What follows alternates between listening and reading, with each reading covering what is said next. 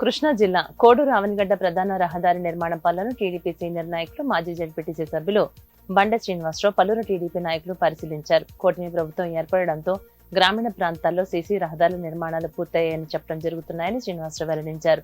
ఇక రహదారి పనులు వేగవంతం చేసి నాణ్యత లోపించకుండా నిర్మాణ పనులు చేపట్టాలని వారు కోరుతున్నారు.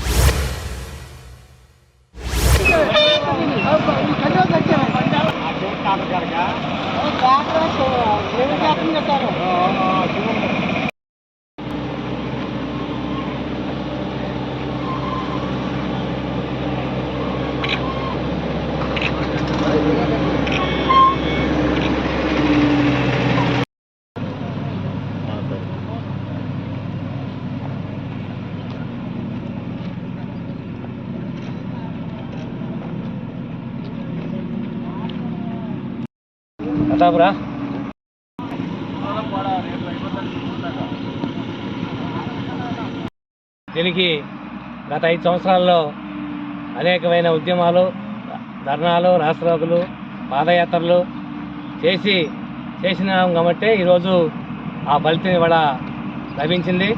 ఇది ఒక వ్యక్తి చేసిన కార్యక్రమం కాదు, ఇది చనిపోయారు చాలామంది. ఈ రోజుకి మరి ఇవాళ ఈ రోడ్డు వేయటం జరుగుతుంది.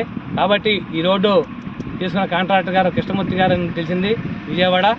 మీరు దయచేసి నాణ్యత కోరుకుంటున్నాం. ఇది కూటమి ప్రభుత్వంలో చంద్రబాబు నాయుడు గారు, పవన్ కళ్యాణ్ గారు, నరేంద్ర మోడీ గారు, స్థానిక నాయకులు, ఎమ్మెల్యే గారు, ఎంపీ గారు, మంత్రులందరూ కృషితో ఈ రోడ్డు జరుగుతుంది. రేపు రాబోయే రోజుల్లో ఈ రోడ్డుని బ్రహ్మాండంగా మరి మన ప్రజలకి కోడూరు